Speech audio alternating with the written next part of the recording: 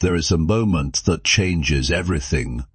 Not the moment someone insults you, not the moment life betrays you, not the moment the message arrives, the door closes, the opportunity disappears, or the person you trusted becomes the person who wounds you. No, the moment that changes everything is the one right after, the space between what happened and what you do next. That's where your life is decided. Most people never notice this moment. They live on reflex. Someone disrespects them, they explode. Someone ignores them, they spiral. Something goes wrong, they panic. They call it personality.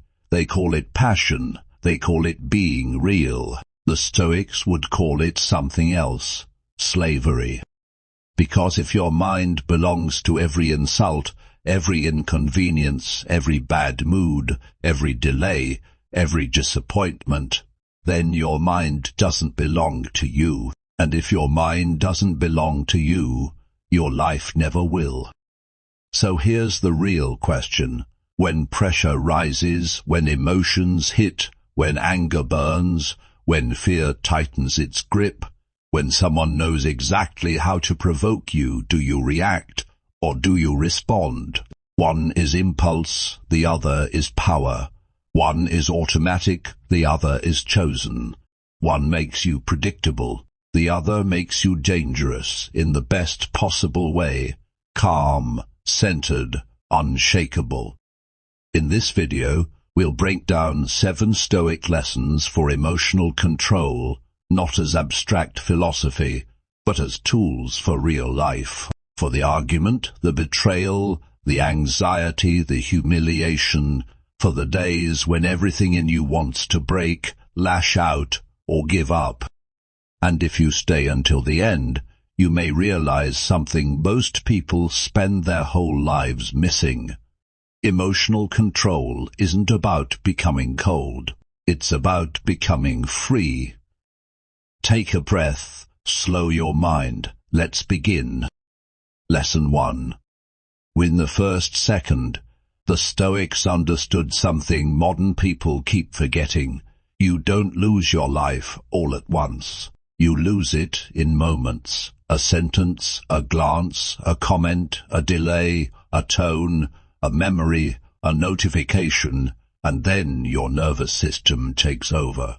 You don't think, you surge. Your chest tightens. Your jaw hardens. Your mind starts building a case. You rehearse the comeback. You relive the disrespect. You imagine the worst. And before reality has even fully unfolded, your emotions have already written a story and handed you a role. That's what reaction looks like. Fast, emotional, convincing, and usually wrong. Epictetus said it isn't things themselves that disturb us, but our judgments about them. Read that again with your own life in mind, not the text message, not the criticism, not the rejection. Your judgment. The first battle isn't out there, it's in the meaning you assign to what just happened. Imagine someone cuts you off in traffic. One person thinks, what an idiot, he disrespected me, anger rises. Another thinks, maybe he's reckless, maybe he's distracted. Either way, I don't need to carry this for the next hour. Same event, different judgment, different life. The first second matters because that's when interpretation begins. If you don't take control of it, emotion takes control of you. The Stoic practice: delay your first conclusion.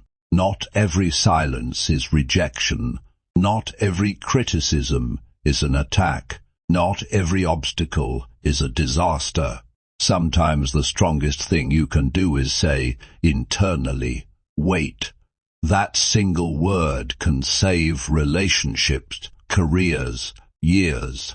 Wait before you answer. Wait before you assume. Wait before you defend yourself. Wait before you send the message you'll regret. The weak mind wants immediacy. The trained mind wants clarity, and clarity almost never arrives in the first second. So the first lesson is simple but brutal when the trigger hits. When the trigger hits, your only job is not to obey it. Pause, breathe, observe, hold off 1 moment longer than your impulse wants. That's not weakness, that's the beginning of mastery. If you can win the first second, you can often win the entire situation. Lose it, and the next 10 minutes often belong to anger, fear, ego, and damage control. So the next time life strikes, don't ask, how do I feel?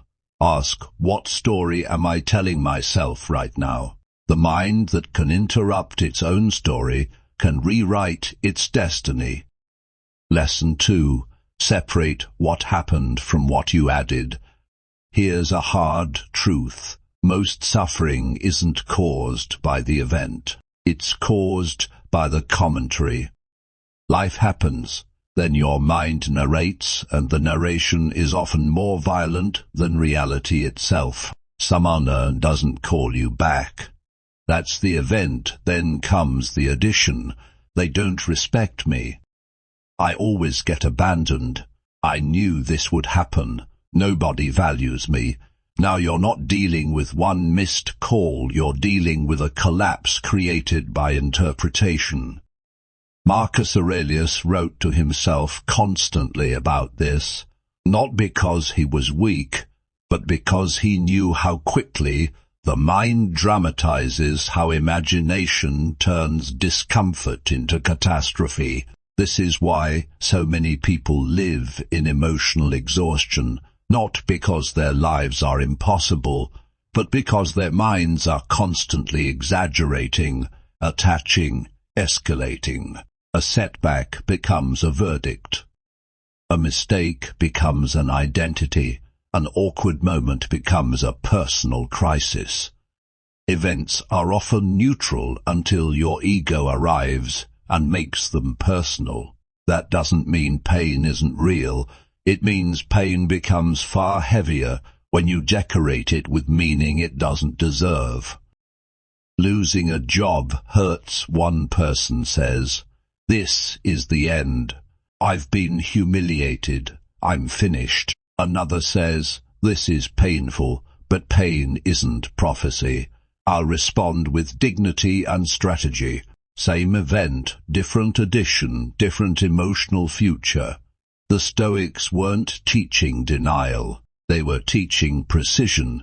Can you describe what happened without poisoning it? I was criticized instead of, they destroyed me. I made a mistake instead of, I'm a failure.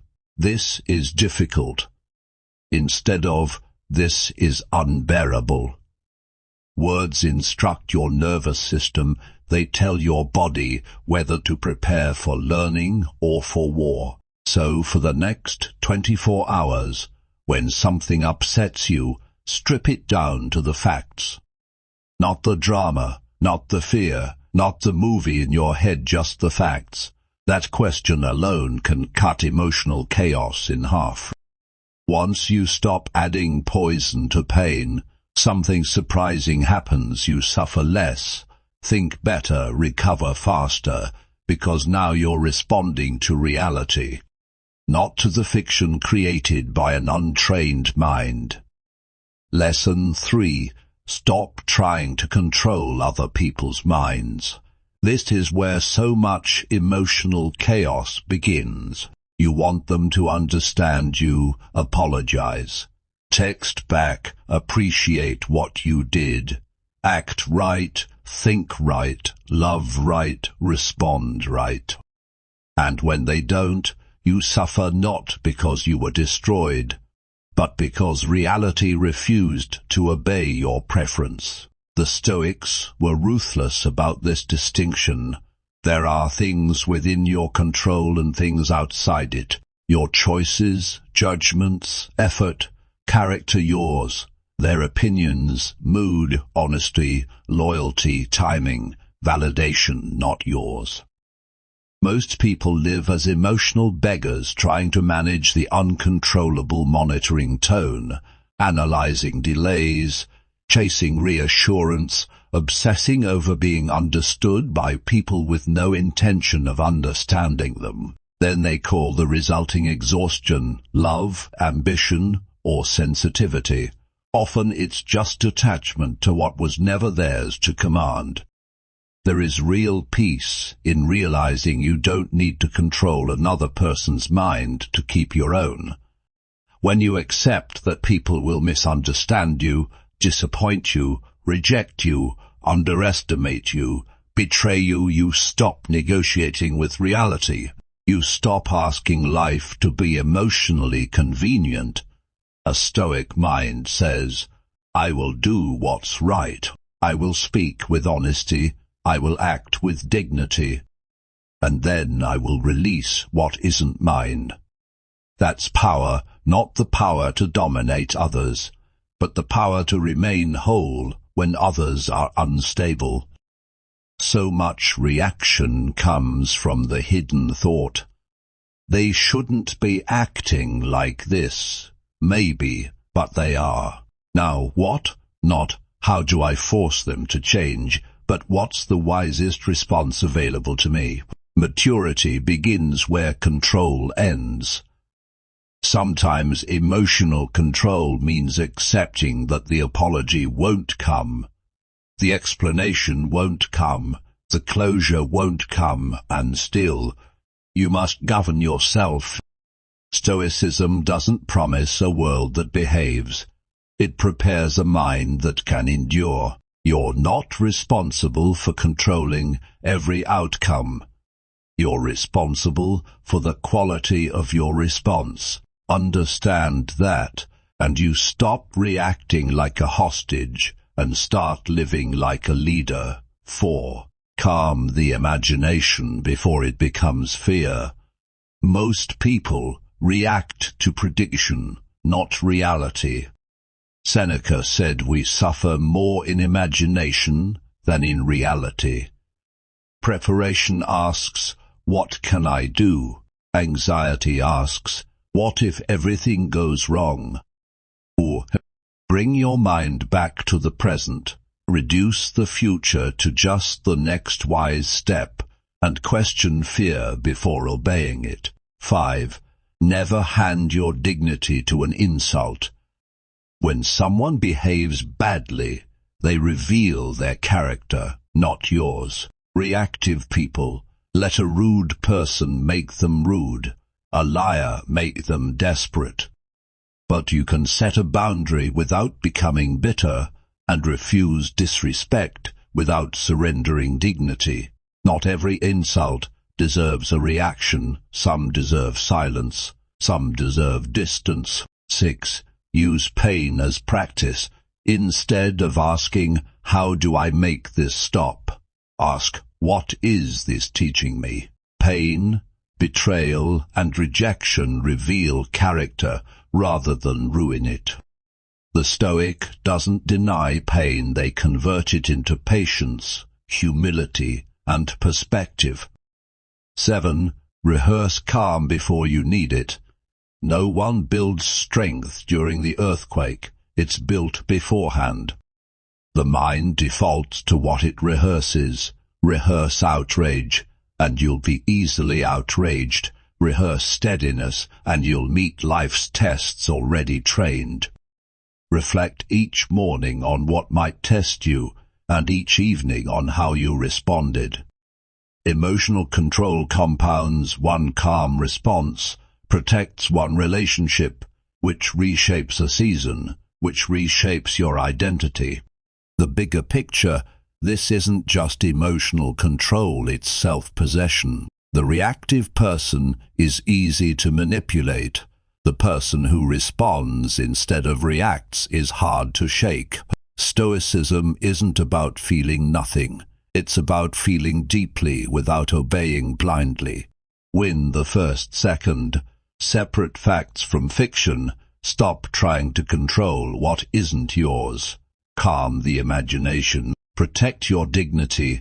Use pain as practice. Rehearse calm before life tests you. This isn't just emotional control, it's self-possession, and in a world built to provoke you, distract you, bait you, and keep you in constant reaction. Self-possession is revolutionary. The reactive person is easy to manipulate. Flatter them, and they rise, ignore them, and they collapse, provoke them, and they perform. But the person who has trained their mind to respond, not react, is hard to control, hard to shake, hard to break, not because they feel nothing, but because they've learned that feelings are visitors, not rulers. Everyday life asks the same question, in different forms, in traffic, in conflict, in heartbreak, in disappointment, in loss. Will you react or will you respond? One path leads to regret, the other leads to freedom. And freedom doesn't begin when the world becomes gentle, it begins when your mind becomes your own. So the next time life strikes, remember, you don't control the event. You control the meaning, you control the posture, you control the next move. Pause, breathe, look again, choose well, because your power has never been in controlling the world. It has always been in mastering the space between the world and your response.